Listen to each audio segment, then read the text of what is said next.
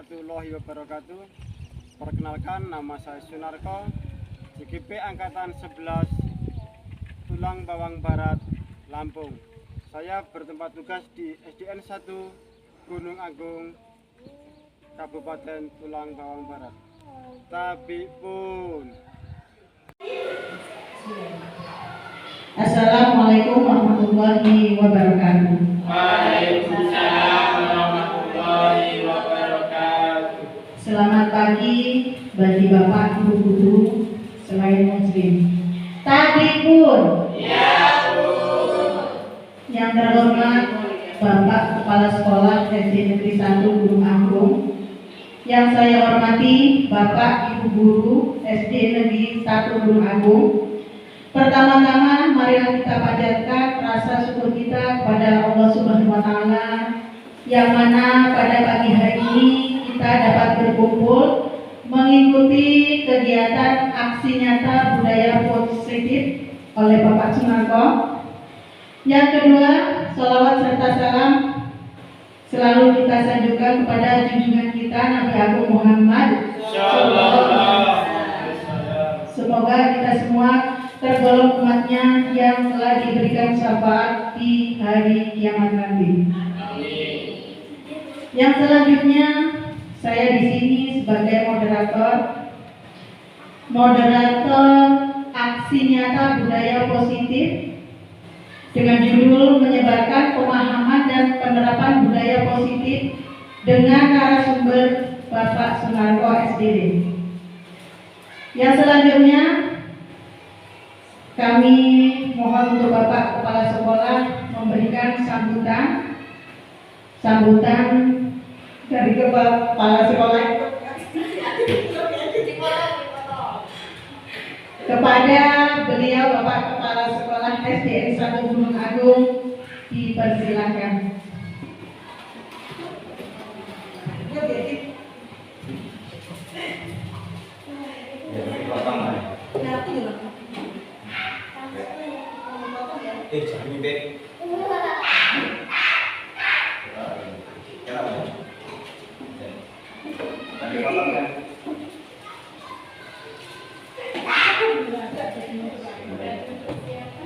Assalamualaikum warahmatullahi wabarakatuh. Waalaikumsalam warahmatullahi wabarakatuh. Selamat pagi kepada ibu guru yang selain agama dengan saya. Tabipun. Ya, Bu. Alhamdulillah hari ini kita masih bisa berkumpul di sekolah kita yang kita cintai ini dengan keadaan sehat walafiat, dan mudah-mudahan dengan niatan yang ikhlas diiringi dengan kebahagiaan untuk memberikan ilmu kepada anak kita semua. Dan tak lupa pula kepada semua dewan guru yang hadir di sini yang saya hormati. Hari ini kita akan membuat kegiatan, yakni pembuatan budaya positif di sekolah kita. Harapan saya selaku kepala sekolah, budaya positif ini bukan hanya kita buat di tempel, bukan hanya kita buat sebagai pajangan, namun bisa kita terapkan yang tujuannya adalah untuk mendidik peserta didik kita. Dan di sini akan dimotori oleh Bapak Sunarko selaku calon guru penggerak angkatan 11. Mudah-mudahan Pak Narko tetap diberikan kesehatan, keikhlasan untuk memberikan ilmu kepada anak-anak didik kita, dan ilmu yang didapatkan dari pendidikan guru penggerak bisa ditularkan kepada kita semuanya. Amin ya rabbal alamin. Itu saja yang bisa saya sampaikan. Mudah-mudahan bermanfaat, tetap semangat, dan jangan lupa bahagia. Saya Assalamualaikum warahmatullahi wabarakatuh. Waalaikumsalam warahmatullahi wabarakatuh.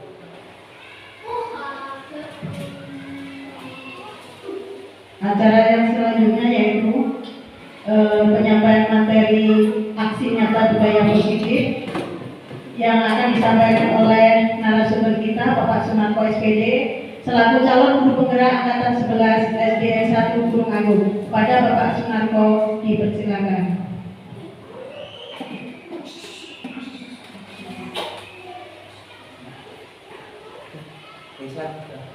Baik.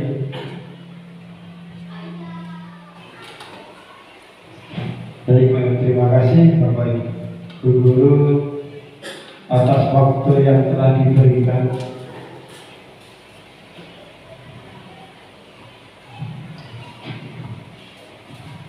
Pertama-tama saya ucapkan Assalamualaikum warahmatullahi wabarakatuh. Kepada Bapak Kepala Sekolah yang saya hormati dan kepada Bapak Ibu Guru SDN 1 Gunung Agung yang saya hormati,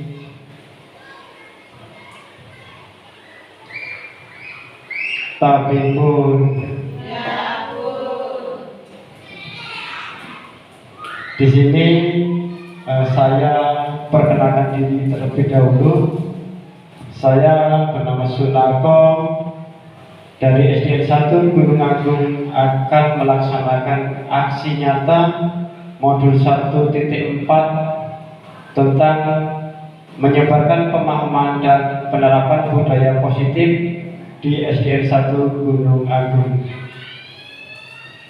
Dan tak lupa sholawat berserta salam marilah kita sanjungkan kepada junjungan kita Nabi Muhammad Sallallahu Alaihi Wasallam, Nabi yang selalu kita tunggu-tunggu syafaatnya mulai dari dunia sampai di yaumil akhir. Allahumma amin. Dan tak lupa juga saya mengucapkan selamat pagi kepada Bapak Ibu yang beragama non-muslim.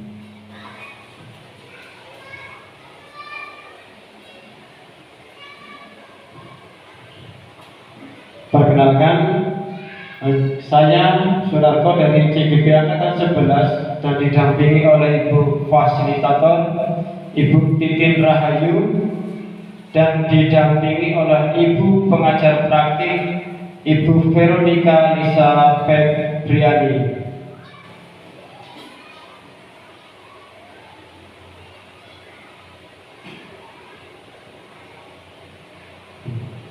Nah, untuk meningkatkan semangat kita pada pagi hari ini, Bapak Ibu, jangan dan tak lupa kita selalu bersyukur, selalu berdoa agar semua bisa berjalan dengan lancar. Dan untuk meningkatkan semangat kita pada pagi hari ini menjelang siang, kita adakan ice breaking sejenak dengan gerakan dan lagu Dimensi Profil Pelajar Pancasila. Bapak dan Ibu Guru diperkenalkan untuk hadir sejenak. Kita ikuti lagu Profil Pelajar Pancasila. Monggo Bapak Ibu silakan berdiri sejenak. Menari sambil bernyanyi.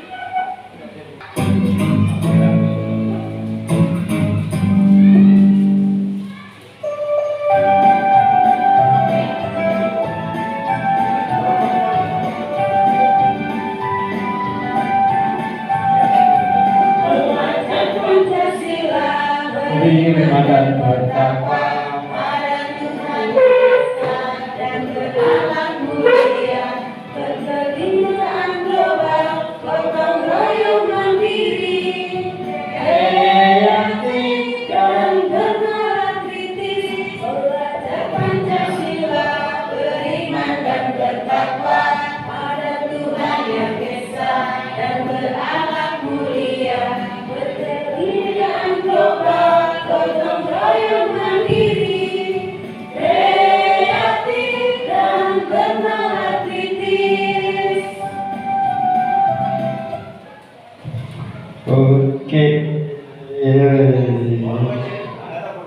Terima kasih Bapak Ibu, silakan duduk kembali.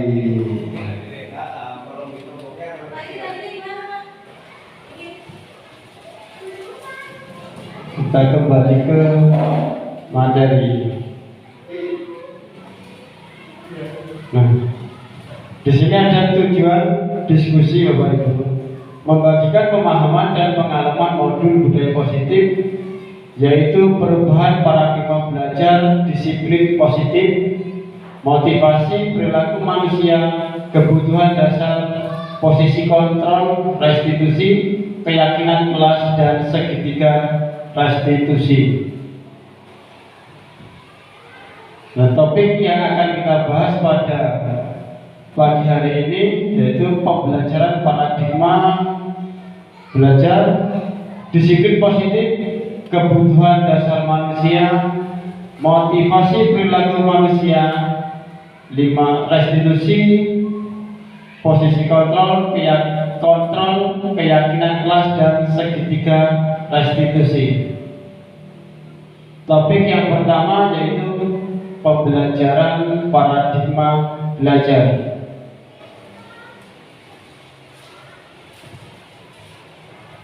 Pembelajaran dengan paradigma baru merupakan pembelajaran yang berorientasi pada penguatan kompetensi dan pengembangan karakter yang sesuai dengan profil belajar Pancasila.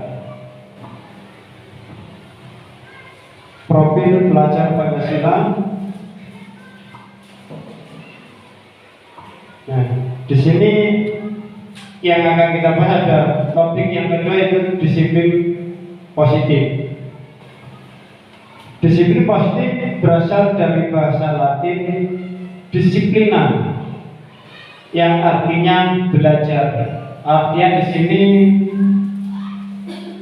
saya dan Bapak Ibu walaupun sudah lama tetapi harus terus belajar dan terus belajar dengan tujuan meningkatkan kompetensi diri, mengembangkan kemampuan diri, karena di zaman abad ke-21 di dunia digital ini sangat berkembang pesat, sehingga kita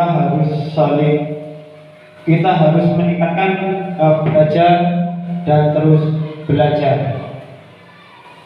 Disiplin diri mempelajari bagaimana cara kita mengontrol diri dan bagaimana menguasai diri untuk memilih tindakan yang mengacu pada nilai-nilai yang kita hargai. Namun dalam budaya kita, makna kata disiplin telah berubah menjadi sesuatu yang dilakukan seseorang pada orang lain untuk mendapatkan kepatuhan. Kecenderungan umum adalah menghubungkan kata disiplin dengan ketidaknyamanan, bukan dengan apa yang kita hargai atau pencapaian sesuatu tujuan mulia. Artinya di dalam penerapan disiplin ini, rasa disiplin itu harus tumbuh berasal dari dalam diri sendiri, dimulai dari diri sendiri, bukan karena apa dan karena siapa kita bisa menerapkan rasa disiplin positif.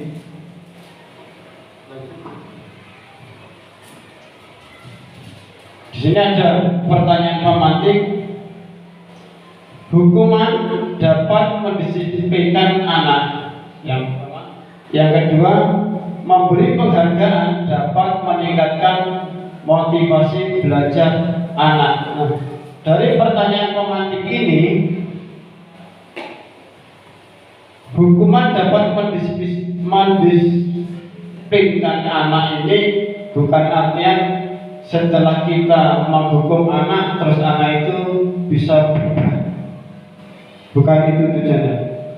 Biasanya kan kalau yang kita terapkan, kalau kita sudah menegur anak ataupun kita menghukum anak, pasti anak itu akan berubah. Yang tadinya dia berangkat siang, dia akan berangkat lebih awal. yang biasanya dia tidak mengerjakan tugas PR, setelah ada sanksi atau hukuman, anak itu akan mengerjakan PR. Tetapi bukan itu. Harapannya anak itu bisa merubah rasa disiplin atau rasa tanggung jawab itu memang berasal dari diri sendiri. Yang nomor 2, memberi penghargaan dapat meningkatkan motivasi belajar anak. Seperti biasa, kalau anak-anak kita mendapatkan reward atau apapun penghargaannya, pasti anak itu akan semangat.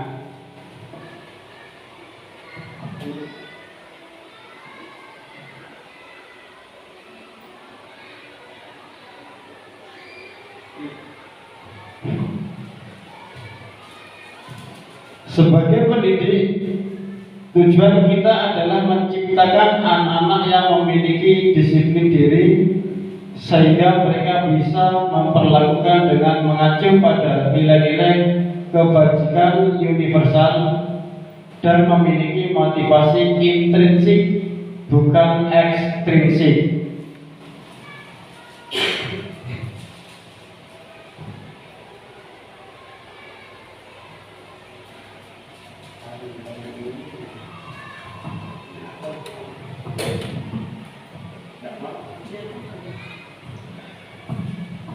Nilai-nilai kebajikan universal yaitu diatur di sini dengan mengaitkan nilai-nilai kebajikan yang diyakini seseorang, maka motivasi intrinsiknya akan terbangun sehingga menggerakkan motivasi diri dalam untuk dapat mencapai tujuan mulia yang diinginkan.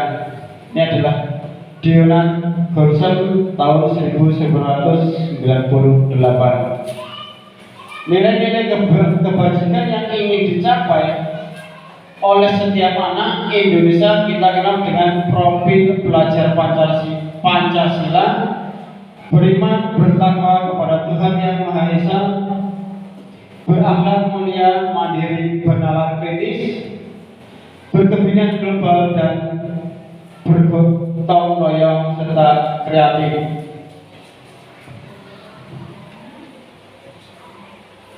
Topik yang ketiga yaitu kebutuhan dasar manusia. Kebutuhan dasar manusia itu ada 5. Yang pertama ada penguasaan, ada kasih sayang, ada kebebasan, kesenangan, dan bertahan hidup.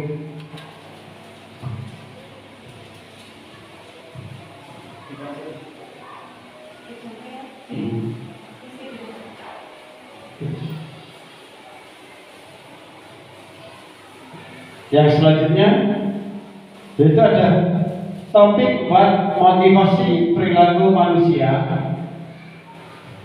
Motivasi yang mendasari perilaku peserta didik di sekolah yakni menghargai nilai-nilai kebajikan diri sendiri. Motivasi yang mendasari perilaku peserta didik di sekolah yakni berperilaku untuk mendapatkan imbalan atau penghargaan dari orang lain, ekstrinsik. Menghargai nilai-nilai kebajikan yang penting untuk ditanamkan pada murid-murid di kelas atau di sekolahan adalah nilai kejujuran, keadilan, peduli, integritas, kesabaran, tanggung jawab, mandiri, berprinsip, keselamatan, kesehatan. Ini adalah kategori intrinsik. Hukuman, penghargaan, dan restitusi. Hukuman bersifat tidak terencana atau tiba-tiba. Itu kalau yang namanya hukuman itu kita tidak merencanakan dari rumah terus kita mau menghukum anak. Tidak.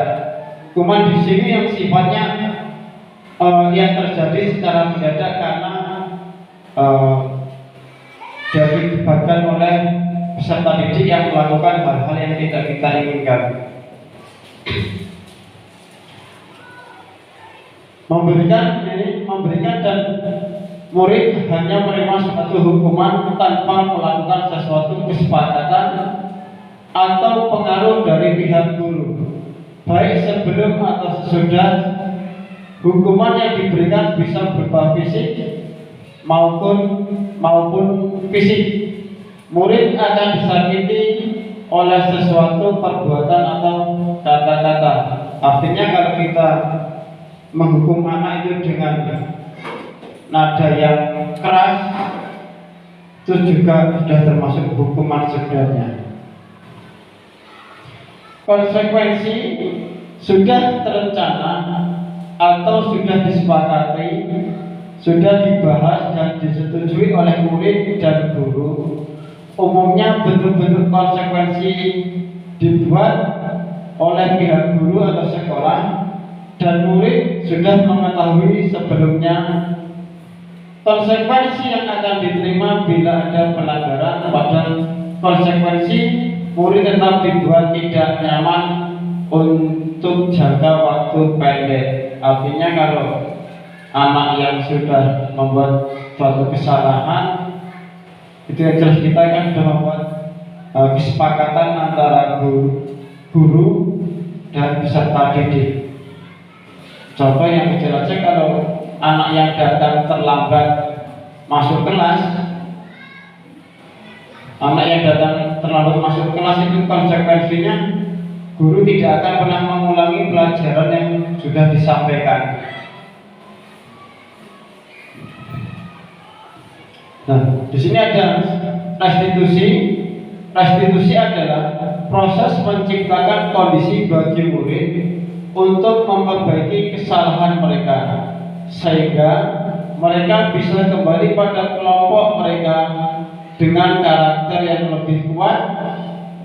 Restitusi juga merupakan proses kolaboratif yang mengajarkan murid untuk mencari solusi untuk masalah mereka dan membantu murid berpikir tentang orang seperti apa yang mereka inginkan dan bagaimana mereka harus memperlakukan orang lain.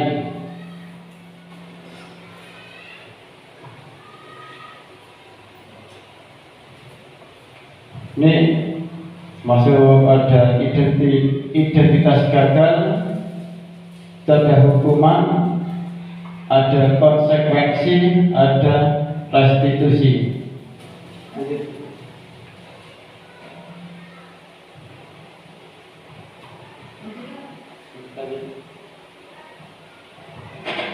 Nah, di sini ada tindakan guru yang sifatnya hukuman atau konsekuensi.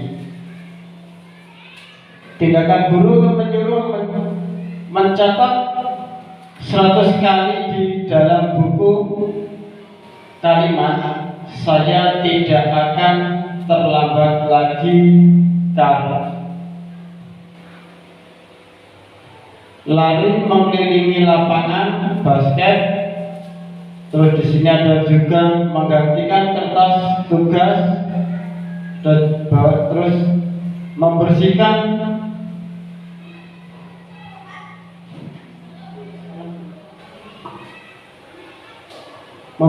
tumpahan air di meja, itu juga sudah termasuk hukuman atau konsekuensi. Terus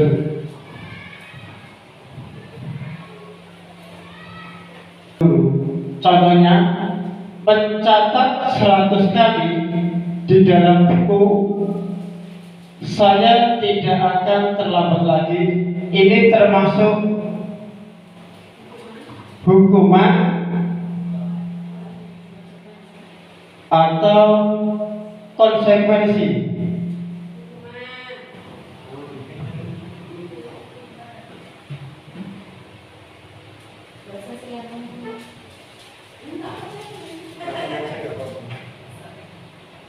Hukuman Pak, kalau menurut saya.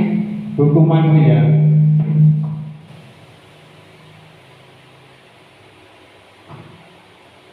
Karena namanya menulis itu kan pasti anak akan merasa capek. Jadi yang jelas kalau menulis itu adalah hukuman.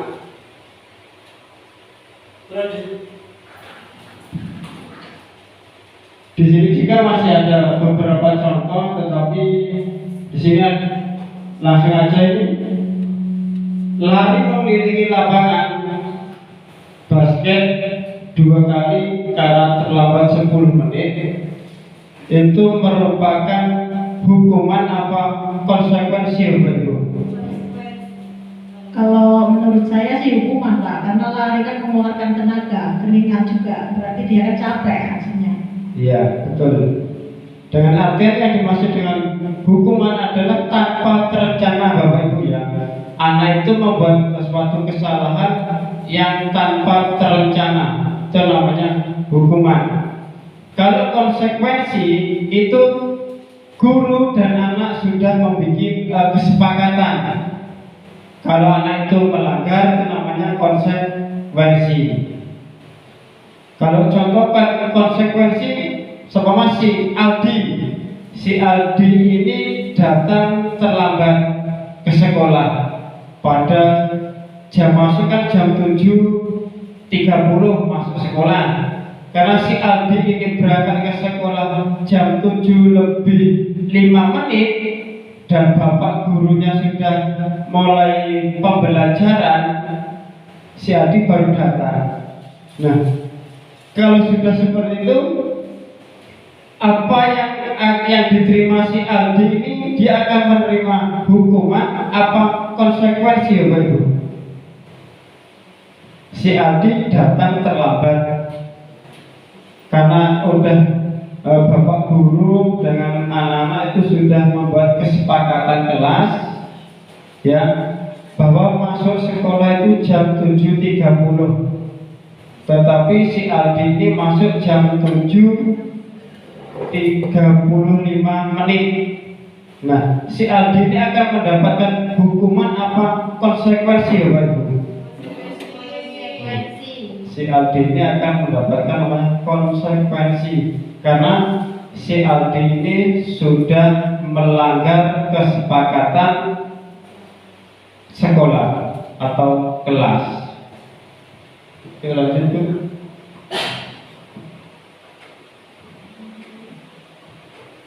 Lanjut aja.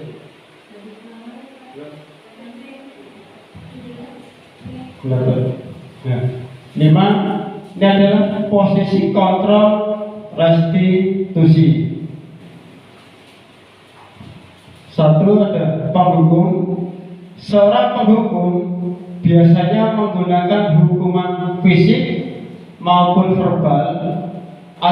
Orang-orang yang menjalankan posisi penghukuman senantiasa mengatakan bahwa sekolah memerlukan sistem atau alat yang dapat lebih menekan murid-murid lebih dalam lagi.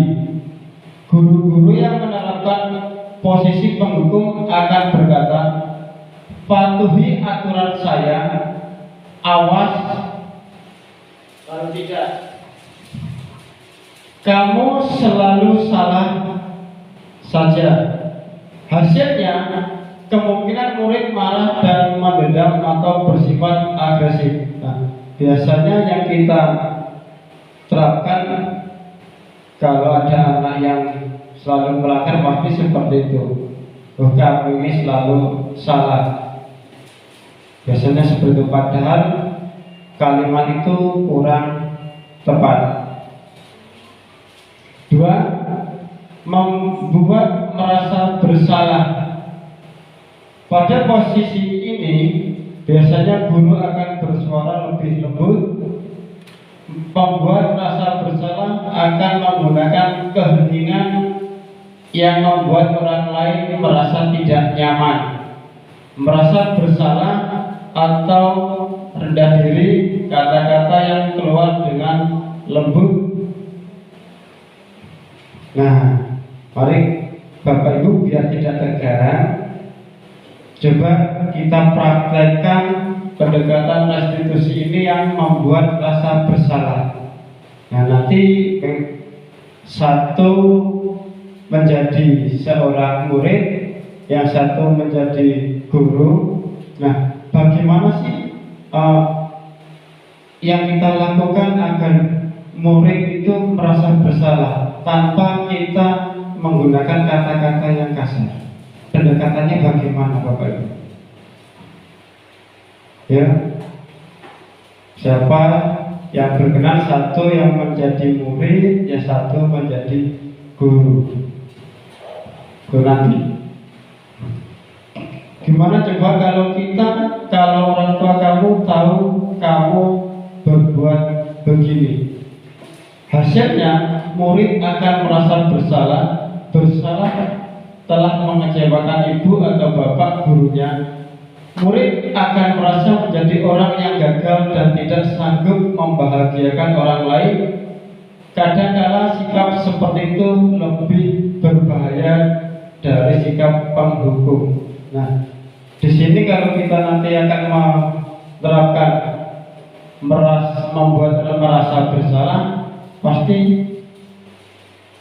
kita tidak akan menggunakan kekerasan, tetapi pendekatan yang kita pakai adalah omongan dari bahasanya dari hati lah ya, karena sifatnya tidak menghukum.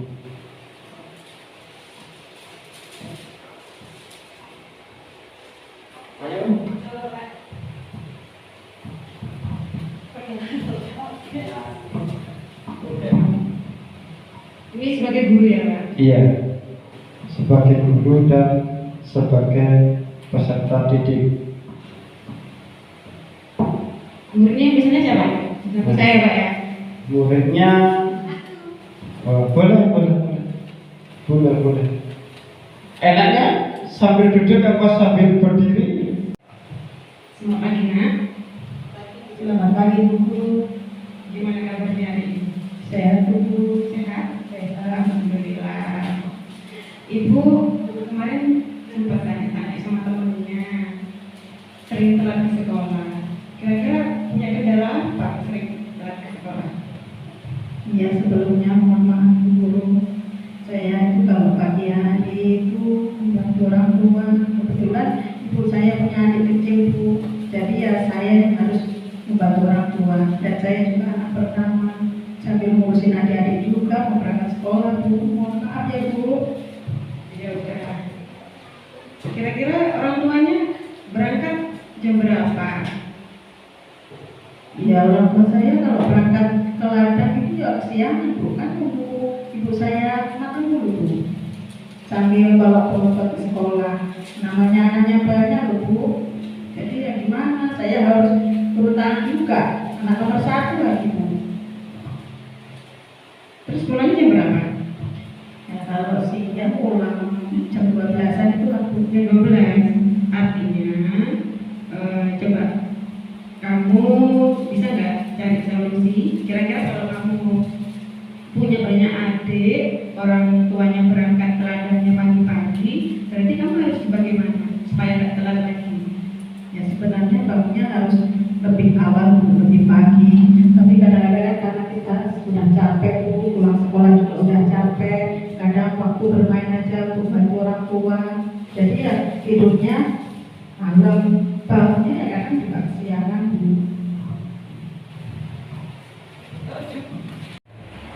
Ya udah, berarti di sini kan artinya sebenarnya belum bisa mengatur waktu ya. Ya belum. Jadi untuk besok silakan Nur boleh mengatur waktunya agar tidak telat berangkat sekolah lagi ya. Baik Bu, siap Bu. Di sini ada topik 7, posisi kontrol restitusi. Nah, sebelum saya memaparkan tentang posisi kontrol restitusi, di sini akan saya memberikan ice breaking. Ice breaking ini tujuannya melatih konsentrasi, ya, melatih konsentrasi Bapak Ibu guru. Nanti kalau saya mengucapkan telinga, berarti Bapak Ibu nanti juga memegang telinga. Ya, kalau saya mengucapkan hidung, berarti nanti Bapak Ibu juga pegang hidung. Siap Bapak Ibu? Ya, silakan berdiri. Enak berdiri apa enak duduk? Berdiri. Ayo berdiri. Berdiri siap.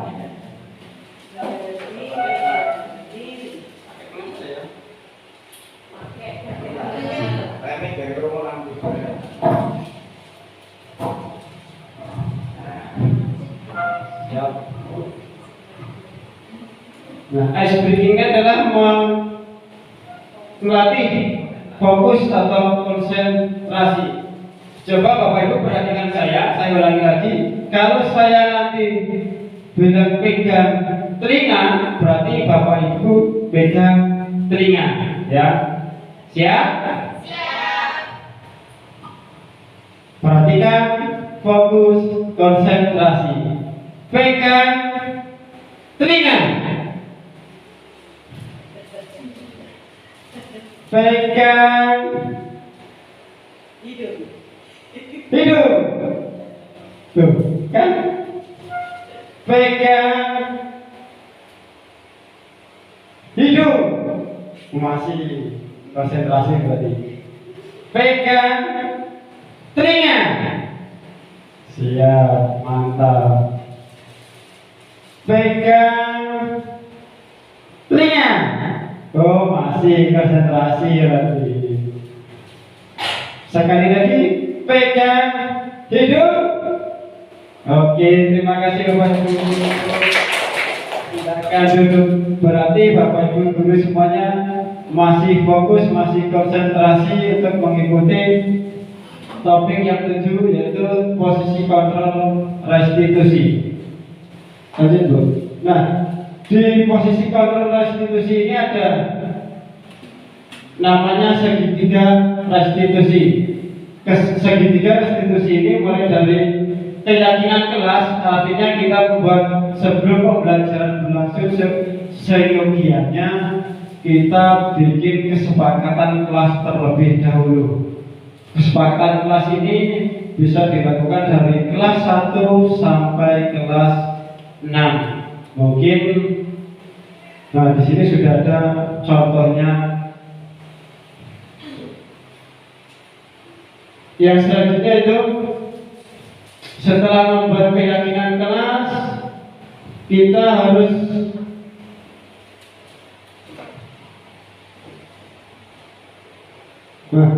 menanyakan, kamu ingin bagaimana sih orang yang seperti apa?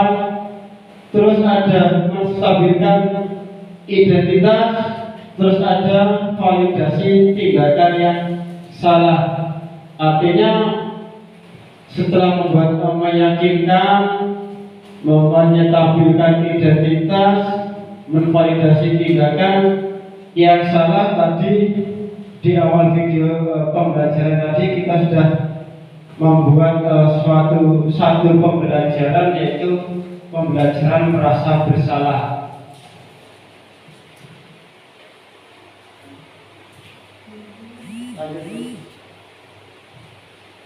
Nah, mari kita saksikan video ini bersama-sama. Ini video segitiga restitusi. Gak usah diputar juga.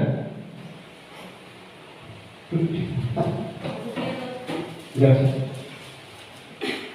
Video kita. Selamat pagi Nak. Selamat pagi Bu Guru. Gimana kabarnya hari ini? Sehat Bu Guru? Sehat? Sehat, alhamdulillah. Ibu kemarin sempat tanya-tanya sama temennya, sering telat ke sekolah. Kira-kira punya kendala apa sering telat ke sekolah? Iya, sebelumnya mohon maaf Bu Guru. Saya itu kalau pagi hari itu membantu orang tua. Kebetulan ibu saya punya adik kecil Bu, jadi ya saya yang harus membantu orang tua. Dan saya juga anak pertama, sambil ngurusin adik-adik juga mau berangkat sekolah Bu. Mohon maaf ya Bu. Ya udah. Kira-kira orang tuanya berangkat jam berapa? Ya orang tua saya kalau berangkat ke ladang itu ya siang Bu, kan ibu saya makan dulu Bu, sambil bawa berobat ke sekolah. Namanya anaknya banyak loh Bu, jadi ya gimana, saya harus turun tangan juga, anak nomor 1 lagi Bu. Terus pulangnya jam berapa? Ya kalau siang pulang jam 12-an itu waktu jam 12. Artinya coba kamu bisa nggak cari solusi? Kira-kira kalau kamu punya banyak adik, orang tuanya berangkat teladannya pagi-pagi, berarti kamu harus bagaimana supaya nggak telat lagi? Ya sebenarnya bangunnya harus lebih awal, lebih pagi. Tapi kadang-kadang karena kita sudah capek, pulang sekolah juga udah capek, kadang waktu bermain aja untuk bantu orang tua. Jadi ya tidurnya malam, bangunnya ya kadang juga kesiangan Bu. Ya udah, berarti di sini kan artinya ini belum bisa mengatur waktu ya. Ya belum berdiri untuk besok silakan Nur boleh mengatur waktunya agar tidak telat pada sekolah lagi ya. Baik Bu, siap Bu. Silakan duduk Bu.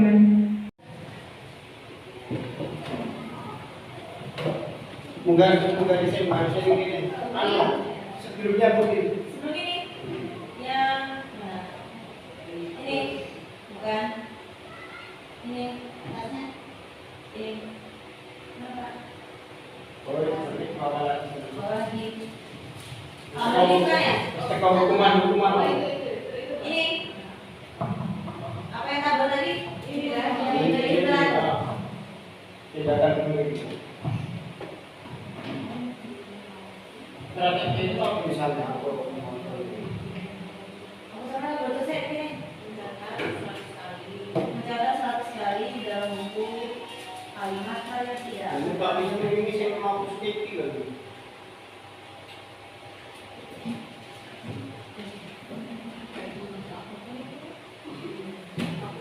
Ini itu udah kecil tuh semua blur gitu loh, jadi agak jelas. Nah,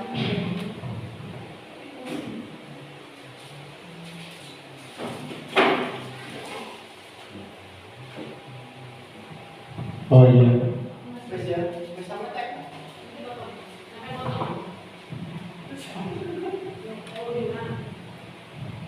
Oke, Bapak Ibu, di sini ada tindakan guru.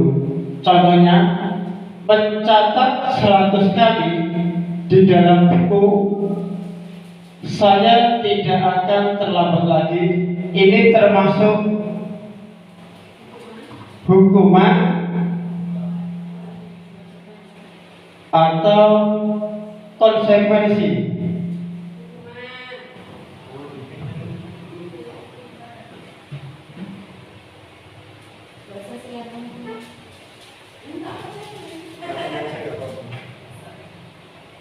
Hukuman Pak kalau menurut saya. Hukuman ya.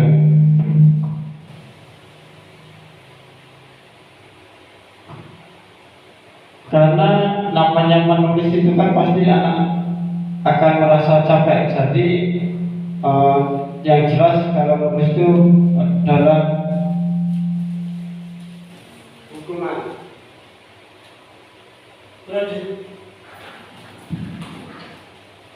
di sini juga masih ada beberapa contoh, tetapi di sini langsung aja ini lari mengelilingi lapangan basket 2 kali karena terlambat 10 menit itu merupakan hukuman apa konsekuensi begitu?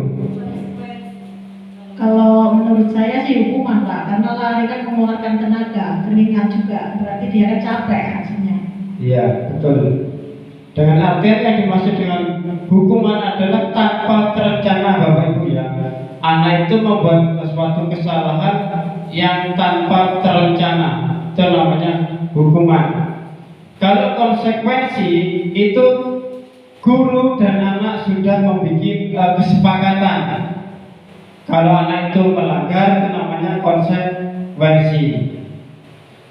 Kalau contoh konsekuensi seumpama si Aldi ini datang terlambat ke sekolah pada jam masuk kan jam 7.30 masuk sekolah.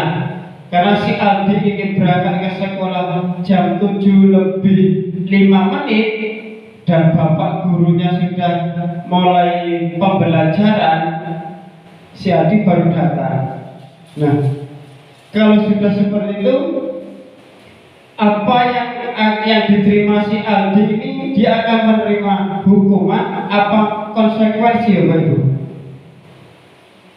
Si Aldi datang terlambat karena udah Bapak guru dengan anak-anak itu sudah membuat kesepakatan kelas ya, bahwa masuk sekolah itu jam 7.30, tetapi si Aldi ini masuk jam 7.35 menit. Nah, si Aldi ini akan mendapatkan hukuman apa konsekuensi ya Bapak Ibu? Si Aldi ini akan mendapatkan konsekuensi karena si Aldi ini sudah melanggar kesepakatan sekolah atau kelas. Oke, lanjut tuh.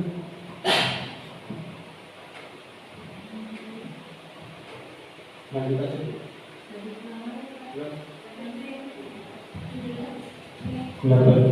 Nah, 5, ini adalah posisi kontrol restitusi. 1 ada penghukum. Seorang penghukum biasanya menggunakan hukuman fisik maupun verbal.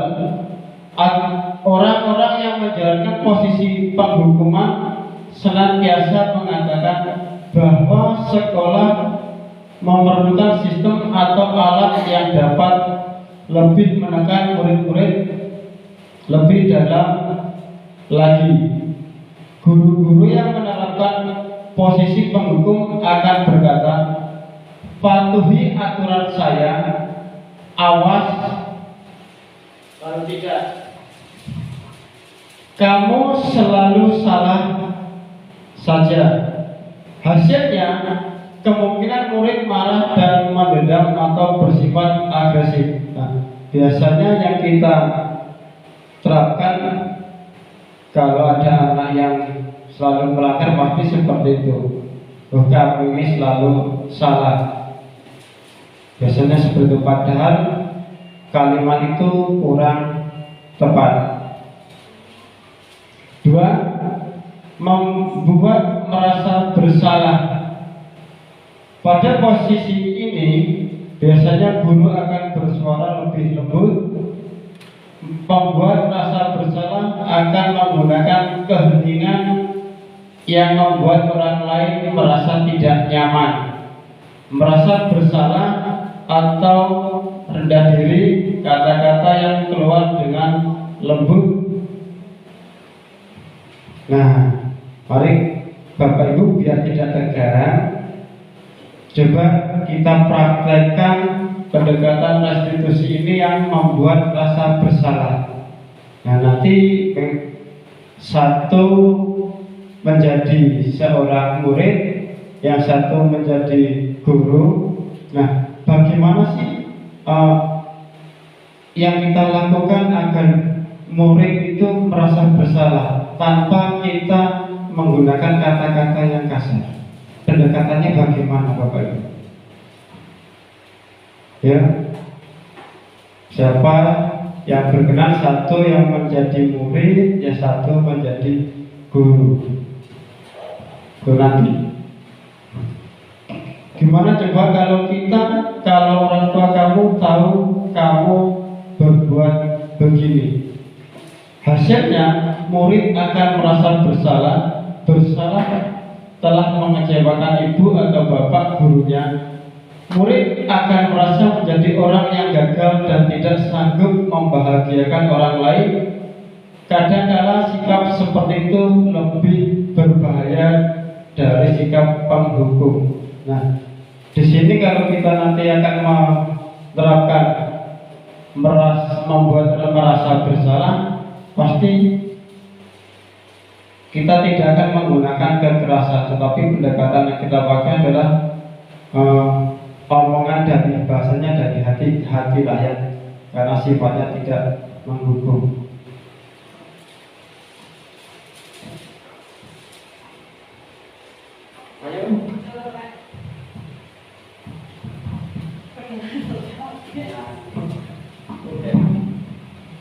Ini sebagai guru ya Pak? Iya. sebagai guru dan sebagai peserta didik. Muridnya biasanya siapa? Seperti saya Pak ya. Muridnya boleh. Enaknya sambil duduk apa sambil berdiri? Duduk aja Pak. Duduk aja boleh.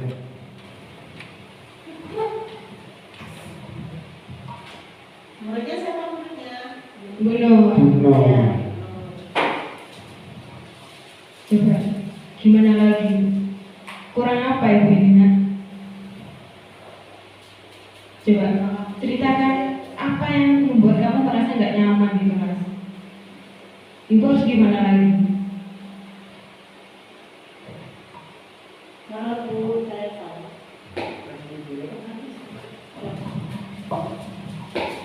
Maaf Bu, saya salah. Saya merasa kurang nyaman loh Bu, karena teman-teman menjauh saya loh Bu.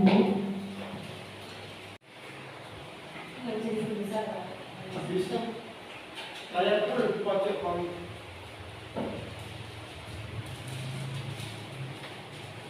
Mari Bapak Ibu kita tayangkan segitiga restitusi.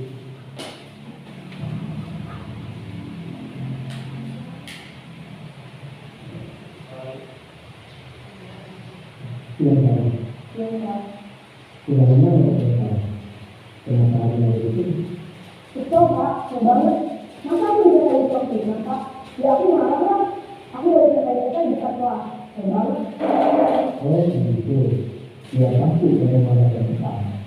Bapak juga akan marah apabila ada yang menyuruh Bapak seperti itu. Marah dia. Marah. Kemudian pada saat itu kamu melakukan apa? Ya saya mengatakan itu lah Pak. Ya banget. Saya bisa berbeda dengan yang lain. Oh begitu. Pasti kamu melakukan seperti itu karena suatu alasan tertentu kan? Iya lah, itu saya dari saya Pak. Ya saya dari diri lah. Masa saya bisa dipastikan? Ya wajar lah.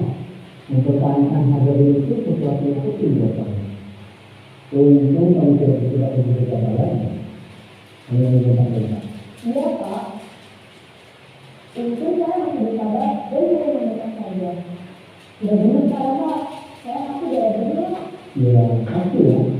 Tapi kamu memilih kesabaran yang bersabar. Kamu memilih untuk tidak berusaha lagi. Iya. Nah, sekarang coba kita lihat lagi. Tindakan kamu yang tidak berkata di kelas.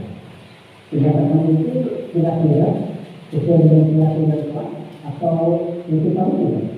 Enggak lah Pak. Capek Pak dari rumah. Jadi keyakinan kamu yang sesuai dengan keinginan kamu. Ya, saya sebenarnya masih ada beberapa lain. Mungkin saat itu saya menjadi emosi. Jadi tidak mengingat saat itu. Kamu meyakini tidak? Menghargai orang itu penting buat kamu. Ya aku nggak Pak. Iya, setuju. Kita harus saling menghargai. Namun, ada juga keyakinan yang tersepakati yang perlu kita jalankan. Apabila kita sedang marah, ya. Ya saya bisa berarti mulai dengan diri sendiri. Saya bisa jadi lebih sabar, mengambil kebijakan seperti itu, mau apa selanjutnya. Kira-kira kamu bersedia memperbaiki masalah ini tidak? Itu dia Pak. Kalau kamu memperbaiki masalah ini, kamu akan menjadi orang seperti apa? Saya akan menjadi orang yang bertanggung jawab kan ya Pak. Dan yang proaktif. Iya, menurut kamu, bagaimana rasanya menjadi orang seperti itu? Ya nyaman lah. Bangga dan sadar dengan sendiri. Baiklah kalau begitu. Yuk kita pikirkan bagaimana memperbaiki masalah ini.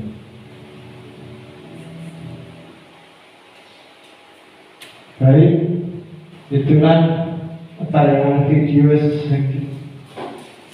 restitusi kontrol yang dapat kita terapkan di SD kita di Satu Gunung Agung. Dengan melihat video pembelajaran tadi, apa yang bisa Bapak Ibu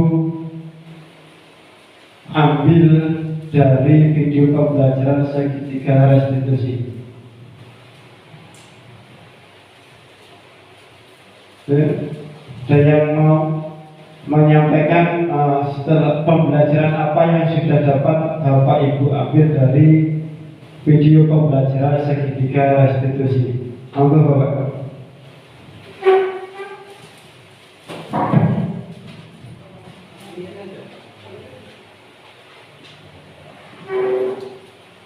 Pak, di sini saya mencoba menjawab dari video tersebut. Ini hanya sebatas pemahaman saya. Nanti kalau seandainya kurang pas mau dipaskan ya. Ya Pak. Oke, jadi dari pembelajaran di video tersebut adalah anak yang merasa salah. Anak yang salah terus dipanggil oleh gurunya, dia diberikan wawasan dan diajak berdiskusi bahwasanya perbuatannya salah tapi tidak disalahkan, namun diajak mencari solusi terbaik agar dia menyadari kesalahan tersebut. Itu yang saya dapat. Oke, betul, terima kasih. Coba selain Bapak ada ibu-ibunya yang mau menyampaikan mengenai video pembelajaran segitiga restitusi. Waktu dan tempat saya persilakan. Monggo Ibu. Terima kasih. Di sini saya menanggapi dari video itu. Jadi di dalam kelas itu ada salah satu siswa yang egois atau pemarah dengan teman-temannya. Mau tidak mau sikap tersebut adalah menjadikan tidak baik, tidak nyaman, tidak ada keadilan di dalam kelas tersebut. Kemudian salah satu temannya mungkin ada yang nggak terima, apa lapor dengan bapak gurunya. Kemudian diberilah saran anak tersebut yang mempunyai sifat pemarah dan ringan tangan misalnya oleh bapak gurunya. Jadi tidak diperbolehkan di kelas itu menjadikan sifat yang pemarah, egois. Jadi harus menjadikan contoh, memberi contoh kepada teman-temannya yang bagus dan bersabar kepada seluruh temannya. Begitu teman-teman. Baik, terima kasih Ibu atas masukan dan tanggapannya. Kasih tepuk masyarakat. Baik, dari video pembelajaran tadi dapat kita simpulkan, jadi dengan perkembangan zaman saat ini banyak hal-hal positif yang tergerus oleh teknologi. Hal ini menyebabkan penurunan nilai-nilai kebajikan universal. Jika kita memperhatikan siswa sekarang cenderung memiliki rasa cuek, acuh, dan tidak peduli akan keadaan lingkungan sekitar. Tentu saja menjadi sangat memprihatinkan sehingga perlu wujud nyata usaha kita dalam mengembalikan budaya positif di sekolah. Nah, artinya setelah melihat kita bisa menerapkan segitiga restitusi, kalau ada sesuatu tindakan atau kesalahan yang kurang pas, kita tidak serta-merta selalu menghukum hukuman fisik, tetapi kita bisa menggunakan pendekatan namanya posisi kontrol, pendekatan restitusi dengan membuat anak merasa bersalah. Nah, dari situ kita gali lebih dalam, kita menanyakan keyakinan. Di situ juga kita langsung memberikan solusi dari permasalahan tersebut. Dan terima kasih.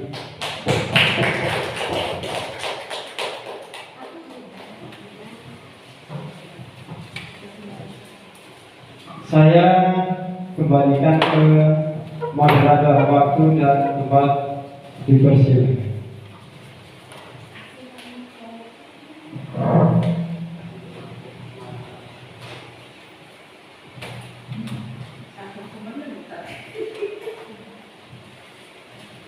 Baik, Bapak Ibu Guru, terima kasih atas materinya dari Bapak Sunarko pada pagi hari ini. Saya selaku moderator mohon maaf apabila ada kekurangan ataupun kesalahan yang saya sengaja ataupun tidak sengaja. Namun sebelum itu supaya otak kita sedikit renggang, nggak tegang ya. Saya punya sedikit pantun. Siang hari makan kuaci, makan bareng sama ibu terkasih. Cukup sekian acara hari ini. Saya ucapkan banyak terima kasih. Baik Bapak Ibu guru, tetap semangat dan sampai jumpa di aksi nyata berikutnya. Wassalamualaikum.